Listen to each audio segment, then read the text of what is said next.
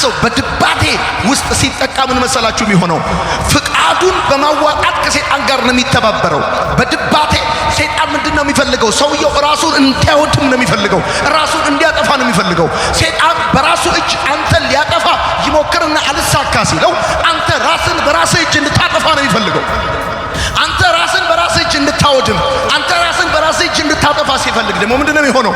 አየው፣ ውስጥ የተፈጠረ ዓላማ፣ ፍላጎት፣ የማጣት ስሜት፣ ተስፋ የመቁረጥ ስሜት፣ የባዶነት ስሜት፣ የዋጋ ቢስነት ስሜት ውስጥ ተሰምቷል። እና ይሄ ሁል ጊዜ ማዕበል አለ ውስጥ። ይሄንን ማዕበል፣ ይሄን ጦርነት ይላል ሰይጣን ራስን በማጥፋት ብቻ ነው ማሸነፍ የምትችለው ይላል። ለሰው ልጅ ስትሬንግዝ የሚሰጠው፣ ለሰው ልጅ ደስታ የሚሰጠው ከምንም ቀጥሎ አንደኛው ምንድነው? የሚኖርለት የህይወት ዓላማ። የምትኖርለት የህይወት ዓላማ ከሌለ የምትበላው ምግብ ቢኖርም አንተ ስትሬንግዝ አይኖርህም። የምትጠጣው ነገር ቢኖርህም ደስታ አይኖርህም። ሰላም አይኖርህም።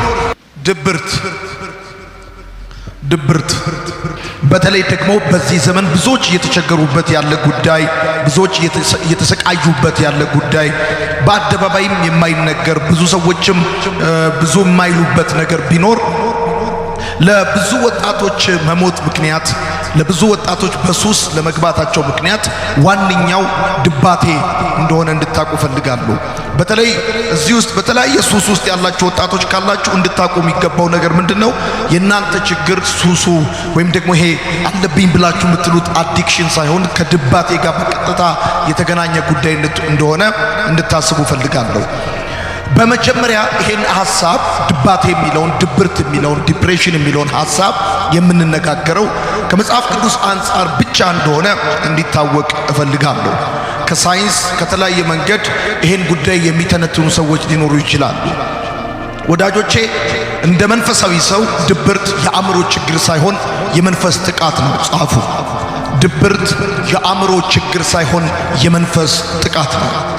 እንደ መንፈሳዊ ሰው ድብርት የአእምሮ ችግር ሳይሆን የመንፈስ ጥቃት ነው።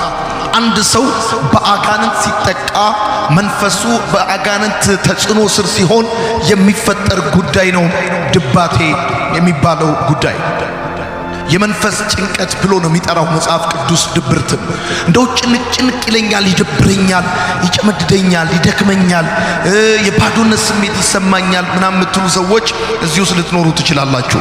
ወዳጆቼ፣ ይሄ ድብርት የሚባለው ጉዳይ ሌላው ደግሞ እንድታቁ የሚገባው ነገር ምንድነው? ማንኛውንም ሰው ሊገጥም የሚችል ጉዳይ እንደሆነ ማወቅ አለባችሁ። ድባቴ እድሜ አይመርጥም፣ ጾታ አይመርጥም፣ የትምህርት ደረጃ አይመርጥም፣ መንፈሳዊ ዓለማዊ አይልም።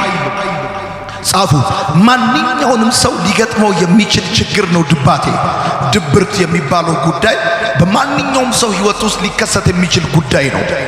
ይሄ የብዙ ሰዎችን በር ያንኳኳ፣ በብዙ ሰዎች ህይወት ውስጥ የተፈጠረ ያለ የብዙ ሰዎች የህይወት ችግር እንደሆነ እንድታቁ ፈልጋለሁ። ብዙ ወጣቶች ራሳቸውን የማጥፋት ፍላጎት ውስጣቸው አለ፣ የመሞት ፍላጎት ውስጣቸው አለ እና ከዚህ ጋር በተገናኘ ድባቴ የሚባለውን ጉዳይ እንድታስቡበት ፈልጋለሁ። ማንኛውንም ሰው ሊገጥም የሚችል ችግር እንደሆነ ማወቅ አለባችሁ። መንፈሳዊም ሰው ይሁን፣ ዓለማዊ ሰው ይሁን፣ የተማረ ይሁን፣ ያልተማረ ወንድ ይሁን ሴት፣ ትልቅ ይሁን ትንሽ፣ ምንም ሰው ከሰው ሳያበላልጥ ይሄ ችግር በየትኛውም ሰው ህይወት ውስጥ ሊፈጠር ይችላል። ወዳጆቼ፣ ከናንተ ቤት በዚህ ጉዳይ አንድ ወይም ሁለት ወይም ደግሞ ጎረቤት የሆነ ቸርች ውስጥ የምታውቁት ሰው በዚህ ኬዝ ውስጥ የሌለ ሰው አለ ብዬ አላስብም። የድባቴ ጉዳይ በጣም ሲሪየስ ደረጃ የደረሰበት ሁኔታ ነው አሁን ኢትዮጵያ ውስጥ ያለው ማለት ነው። ስለዚህ ማንኛውንም ሰው ሊገጥመው፣ አንድ ሰው መንፈሳዊ ነው ማለት፣ ያገለግላል ማለት፣ ጥሩ ሰው ነው ማለት፣ ሰራተኛ ነው ማለት፣ አባት ነው ማለት ወይም እናት ነች ማለት የድባቴ ችግር ሊገጥማት አይችልም ማለት አይደለም። አሁን አንዳንድ ጊዜ ወጣቶች ምንድነው የምናስበው? በቃ እኛ ወጣት ስለሆን ይደብረናል፣ ያስጠላናል ምናምን። ወላጆቻችንም at the same time ወዳጆቼ በድብርት አታክ ሊደረጉ ይችላል። ይሄን እንድታቁ ፈልጋለሁ። ማንኛውንም ሰው ሊገጥመው የሚችል ጉዳይ ነው። በእርግጠኝነት እንድታቁ የሚገባው ነገር ምንድነው? ድባቴ ምን መሰላችሁ? ሰይጣን ደስታህንና ሰላምህን ለመስረቅ ሲል የሚከፍትብህ መንፈሳዊ ጥቃት ነው። ስለዚህ ሰይጣን ደስተኛ እንድትሆኑ አይፈልግም፣ ሰላም እንዲሰማችሁ አይፈልግምና ሰይጣን በዋነኛነት ደስታችሁንና ሰላማችሁን ለመንጠቅ ሲል የሚከፍትባችሁ ጥቃት እንደሆነ ማወቅ በጣም አስፈላጊ ነው። ወዳጆቼ ድብርት የህይወት ትርጉምና ዓላማ የማጣት ስሜት ነው። አሁን አንድ ሰው ድባቴ ውስጥ እንደሆነ በምን ይታወቃል ሲባል ይሄ ጥልቅ የሆነ ስሜት ነው። ድብርት የሚባለው it's a kind of emotion ስሜት ነው። የህይወት ትርጉምና ዓላማ የማጣት ስሜት ነው። አንድ ሰው ህይወት ትርጉም ሲጠፋበት መሽቶ ዝም ብሎ ቀኑ ሲነጋ ነግቶ ሲመሽ መብላትና መጠጣት ወጥቶ መግባት መተኛትና መነሳት ብቻ የድባቴ የሚባለው ጉዳይ የህይወት ትርጉም ማጣት የህይወት ዓላማ የማጣት ስሜት ነው። ለምንድነው የምኖረው ምድር ላይ? ለምንድነው በዚህ ምድር ያለሁት የሚል ጥያቄ ሰዎች ውስጥ ይፈጠራል። ስለዚህ ከዚህ አንፃር ብዙ ሰዎች በህይወት ትርጉም ማጣት ውስጥ ይገባሉ። ወዳጆች እዩኝ ነኝ ሰዎች ከመሬት ተነስተው ከሚወዷቸው ቤተሰቦች ተለይተው ራሳቸውን ለማጥፋት አይነሳሱም። በብዙ ሰዎች ህይወት ውስጥ ብትጠይቁ ለምንድነው የምትኖረው የምትኖርበት ዓላማ ምንድነው ስትሉት እንደዚህና እንደዚያ ብሎ ካልመለሰላችሁ ምናልባት ድባቴ ውስጥ ያለ ሰው ምናልባት ለምሳሌ ብርድ የመስታው ሰው ላብላብ ይለዋል ወይም ብርድ ይለዋል ወይም ይቆረጣጥመዋል ወይ ደግሞ ያስለዋል ራስ ምታት ሊያመው ይችላል ምናምን። ድባቴ ውስጥ ያለው ሰው ግን ፊዚካሉ ላይ የምታዩት ምንም ነገር የለም፣ በጣም ኖርማል ነው። ትኩሳት የለበትም ወይም ቁርጥማት የለበትም። ነገር ግን ድባቴ የሚባለው ነገር የህይወት ትርጉም ማጣት እንደዚሁም ዓላማ የማጣት ስሜት ነው። እንደው ዝም ብሎ ክረምት በጋው ሲፈራረቅ መሽቶ ሲነጋ ተኝቶ ሲነሱ በልተው ተመቃ ህይወት ትርጉም ሲያጣ አይነት ስሜት የሆነ ማለት ነው። ድባቴ የባዶነትና የተስፋ መቁረጥ ስሜት ነው።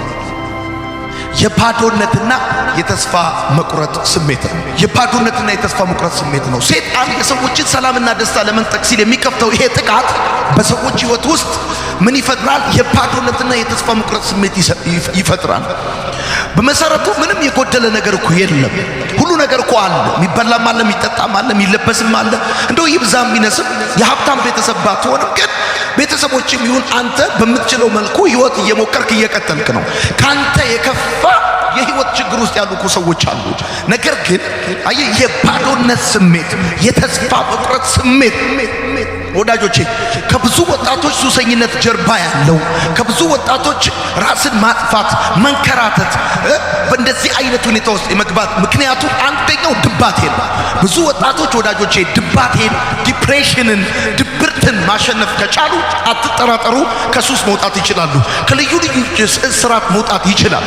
አየ ገና 8 ሰዓት ሲሆን ከቀኑ 8 ሰዓት ወይ ማታ እንቅልፍ እምቢ ማለት ጠዋት የሆነ መጫጫን ልዩ ስሜቶች ይሰማል። ከሁሉ በላይ ግን መራራው ነገር ምንድነው? የዓላማና የህይወት ትርጉም ማጣት ስሜት ነው። ከዛም ሲቀጥል ደግሞ የባዶነት የተስፋ መቁረጥ ቀጥላችሁ ጻፉ። የዋጋ ቢስነት ስሜት ትዝ ይላችኋል። እረኛው ዳዊት የተናገረውን ግሩምና ድንቅ ሆኜ ተፈጥሬያለሁ ያለውን ግሩም ነኝ ለማለት ፕሮፌሰር መሆን አይጠበቅብም። እረኛም ተኮኖ ግሩም ነኝ ይባላል። አንዳንድ ሰዎች የዋጋ ቢስነት ስሜት ይሰማቸዋል። እኔ ለምንም አልጠቅምም፣ ሰዎች አይፈልጉኝም፣ ህይወት ለኔ ጀርባውን ሰጥታኛለች የሚል የዋጋ ቢስነት ስሜት ብኖርም ባልኖርም ምንም ፋይዳ የለውም የሚል ስሜት ይሰማቸዋል። ድባቴ የሚባለው ጉዳይ ቅድም እንደነገርኳችሁ ልክ እንደ ብርድ እንደ ኩላሊት እንደ HIV ወይ እንደ ስኳር በምናምን ለክታችሁ የምታገኙለት ስጋዊ ምልክት የለውም። ነገር ግን ኢሞሽን በስሜታችሁ ላይ የዋጋ ቢስነት፣ የተስፋ መቁረጥ፣ የባዶነት፣ የህይወት ትርጉም ማጣት፣ የዓላማ ማጣት ስሜት እንደዛ አይነት ነገር ይሰማችኋል የምትጽፉ ሰዎች ድባቴ የነፍስ ጨለማ ነው። ነፍስ ማለት ዕውቀት፣ ፍቃድ፣ ስሜት ማለት ነው። የአንድ ሰው ነፍስ ማለት ዕውቀቱ፣ ፍቃዱና ስሜቱ ማለት ነው። ስለዚህ ድባቴ የሚባለው ነገር ምንድነው? የነፍስ ጨለማ ነው። የአንድ ሰው ዕውቀት፣ የአንድ ሰው ፍቃድ፣ የአንድ ሰው ስሜት አንድ ዳርክነስ ሲሆን በጨለማው ሲሆን ማለት ነው ድባቴ ማለት ከመለኮት ጋር የመቆራረጥ ስሜት ነው። ድባቴ ከመለኮት ጋር የመቆራረጥ ስሜት፣ ከእግዚአብሔር ጋር ያለህ ግንኙነት ቶታሊ እንደተቋረጠ ይሰማሃል። ሰው በዲፕሬሽኑ ሲገባ ወይም በድባቴ ሲጠቃ ከእግዚአብሔር ጋር ያለው ግንኙነት እንደተቋረጠ ይሰማዋል። በእርግጠኝነት እነግራቸዋለሁ፣ አንድ ነገር ለማቆም መፍትሄው ሌላ ነገር መጀመር እንጂ ያንን ነገር ለማቆም ግብ መግጠም አይደለም። እደግመዋለሁ፣ አንድ ነገር ለማቆም መፍትሄው ሌላ ነገር መጀመር ነው እንጂ ያንን ነገር ለማቆም ግብ አይደለም መፍትሄው። በነገራችን ላይ በደንብ አድርጋችሁ ስሙኝ፣ አንድ ነገር ለማቆም መፍትሄው ሌላ ነገር መጀመር ነው። አሁንም ደግመዋለሁ። ለምን መሰላችሁ? ለምሳሌ አንዳንድ ወጣቶች መጠጥ ማቆም ማቃት፣ ማጨስ ማቆም ማቃት ከገጠማችሁ እናንተ ለማቆም መሞከር ያለባችሁ ወይም ለማሸነፍ መጣር ያለባችሁ መጠጡን፣ ጫቱን፣ ሲጃራውን፣ ሺሻውን፣ ሐሺሹን ሳይሆን እናንተ ማሸነፍ ያለባችሁ ድባቴውን ነው። ምክንያቱም የባዶነት፣ የዋጋ ቢስነት ስሜት፣ የህይወት ትርጉም ማጣት፣ ከዛ ቀጥሎ ሰው ኢነርጂ የሚያገኘው ከምግብ አይደለም ከፐርፐዝ ነው። ሰው ጉልበት የሚያገኘው ከሚበላው ለሰውነቱ ሊሆን ይችላል። ነገር ግን ለውስጣዊ ማንነቱ ከሚኖርለት ዓላማ ነው። ስትሬንግስ አንድ ሰው የሚያገኘው ለሰው ልጅ ስትሬንግስ የሚሰጠው ለሰው ልጅ ደስታ የሚሰጠው ከምንም ቀጥሎ አንደኛው ምንድነው? የሚኖርለት የህይወት ዓላማ። የምትኖርለት የህይወት ዓላማ ከሌለ የምትበላው ምግብ ቢኖርም አንተ ስትሬንግስ አይኖርህም። የምትጠጣው ነገር ቢኖርህም ደስታ አይኖርህም። ሰላም አይኖርህም። አንዱ የነፍስ ጨለማ ነው። ከመለኮት ጋር የመቆራረጥ ስሜት ነው ድባቴ የተራዘመ የሐዘንና የዝቅተኝነት ስሜት ነው። የሐዘንና የዝቅተኝነት ስሜት ለአንድ ቀን፣ ለሁለት ቀን፣ ለሶስት ቀን፣ ለአንድ ሳምንት፣ ለሁለት ሳምንት፣ ለሶስት ሳምንት፣ ለአንድ ወር ይሄው እናት ሞታ አባቱ ሞቶ ከጮኛ ተለያይተ ቢዝነስ ተበላሽቶ የጠበቀው ነገር ቀርቶ ማዘንና ከአራት ወር በላይ የተራዘመ ሐዘን ውስጥ መሆኑ ይለያያል። ሰዎች ከአራት ወር በላይ የተራዘመ ሐዘን ውስጥ ከሆኑ በድባቴ የተጠቁ ናቸው። እንደው ዝም ብሎ ሆድ መባስ፣ እንባንባ ማለት፣ የብቸኝነት ስሜት መሰማት፣ መከፋት፣ እንደዚህ አይነት ይሄ ሎኒነስ ስሜት፣ የዝቅተኝነት ስሜት ወዳጆቼ፣ የዝቅተኝነት ስሜት የአይምሮ ጉዳይ አይደለም፣ የመንፈስ ጥቃት ነው። ምክንያቱም እንደ ማንኛውም ሰው እጅግ ይዘህ ተፈጥረ ስታበቃ ምናልባትም አንተ ያለህ ነገር የሌላቸው ብዙ ሰዎች ያላቸው ደስታ አንተ ከሌለ ትገርማለህ። የሆነ ጥቃት ውስጥ ነው ያለው። ድባቴ የእንቅስቃሴ ፍላጎት የማጣት ስሜት ነው። ማንኛውም ሰው በድብርት ሊጠቃ ይችላል። ወንድ ይሁን ሴት፣ ትልቅ ይሁን ትንሽ፣ መንፈሳዊውን ዓለማዊ ማንም ይሁን በድባቴ ሊጠቃ ይችላል። ደግሞ አንድ ሰው በድባቴ እንደተጠቃ የምታውቀው ምንድነው? ሰይጣን አታክ ሲያደርገው ምንድነው የሚሆነው? ይሄ የመኖር ፍላጎት ማጣት፣ የእንቅስቃሴ ፍላጎት ማጣት፣ ከዛም ሲቀጥል ደግሞ ይሄ ዋጋ ቢስነት ስሜት፣ የባዶነት ስሜት፣ የህይወት ዓላማና ትርጉም የማጣት ስሜት ማንኛውም ሰው ሊሰማው ይችላል። እና ይሄው አራት ወርና ከዛ በላይ አንዳንድ ጊዜ በነገራችን ላይ ድባቴ ከወንዶች ይልቅ ሴቶችን ያጠቃል። ከሴቶችም ይልቅ ደግሞ እድሜያቸው ከ19 እስከ 29 የሆነው እድሜ 30 ድረስ የሆነውን ያጠቃል። ሁሌም አለ፣ በየትኛውም እድሜ ክልል ውስጥ አለ። እንደው በእድሜ ስትመለከቱት ማለት ነው። ምክንያቱም ሰይጣን ወርቃማውን የህይወት ጊዜያችሁን መቀማት ስለሚፈልግ በዋነኛነት በዛ ጎልደን ታይም ላይ ነው ይሄንን የድባቴ ጥቃት በሰዎች ላይ የሚሰነዝረው። በደንብ አድርጋችሁ ስሙ። አንድ ሰው አንድ ወርም ይሁን ሁለት ወር፣ ሶስት ወርም ይሁን አራት ወር፣ በተለይም ከአራት ወር በላይ በተደጋጋሚ ይሄ የእንቅስቃሴ ፍላጎት የማጣት ስሜት፣ ብቻውን የመሆን ፍላጎት፣ የሐዘን ስሜት፣ የባዶነት ስሜት፣ የተስፋ መቁረጥ ስሜት ተሰምቶኛል ካለ እንደ ቀልድ ልታልፈው አይገባም። ምክንያቱም ሳታስበው ድንገት እህትን ወይም አባትን ልታጣ ትችላለህ። ወንድምህን ወይ የሆነ ሰው ልታጣ ትችላለህ። ያ ሰው በዛ ሁኔታ ከቀጠለ ሰይጣን ከዚህ ከማያባራ ጦርነት ውስጥ ራስን አጥፋና ውጣ ነው የሚለው። አሁን ዋነኛው ጉዳይ በኋላ አስረዳችኋለሁ፣ በኋላ አሳያችኋለሁ። አንድ ሰው በድባቴ ውስጥ ሲጠቃ ምን መሰላችሁ የሚሆነው? ፍቃዱን በማዋጣት ከሰይጣን ጋር ነው የሚተባበረው። በድባቴ ሰይጣን ምንድን ነው የሚፈልገው? ሰውየው ራሱን እንዲያወድም ነው የሚፈልገው፣ ራሱን እንዲያጠፋ ነው የሚፈልገው። ሰይጣን በራሱ እጅ አንተን ሊያጠፋ ይሞክርና አልሳካ ሲለው አንተ ራስን በራስህ እጅ እንድታጠፋ ነው የሚፈልገው። አንተ ራስን በራስህ እጅ እንድታወድም፣ አንተ ራስን በራስህ እጅ ሊያሳጠፋ ሲፈልግ ደግሞ ምንድነው የሚሆነው? አየው ውስጥ የተፈጠረ ዓላማ፣ ፍላጎት፣ የማጣት ስሜት፣ ተስፋ የመቁረጥ ስሜት፣ የባዶነት ስሜት፣ የዋጋ ቢስነት ስሜት ውስጥ ተሰምቷል። እና ይሄ ሁል ጊዜ ማዕበል አለ ውስጥ። ይሄንን ማዕበል ይሄን ጦርነት ይላል ሰይጣን ራስን በማጥፋት ብቻ ነው ማሸነፍ የምትችለው ይላል። አስበው እንግዲህ ካናዳ፣ አሜሪካ፣ አውስትራሊያ የሞላላቸው በጣም ብዙ ነገር የተረፋቸው ሁሉ አገሮች ላይ ወጣቶች ድንገት ወጥተው ራሳቸውን ከፎቅ ላይ ይጥላሉ፣ ራሳቸውን ያጠፋሉ ምናምን። በቀደም አንዲት እናት አንድ ልጇን ይዛ መጣ ነበር እኔ ጋር። አንድ ልጇ ከአንድ ወር በፊት ራሱን አንቆ ገደለ ቤት ውስጥ። ይሄን ነገር ሳወራ ቁጭ ብለው እናትና ልጅ ይሰማሉ። ይሄ የማወራውን ስሜት በጠቅላላ በልጁ ላይ ያዩ ነበር፣ ግን አልገባቸው።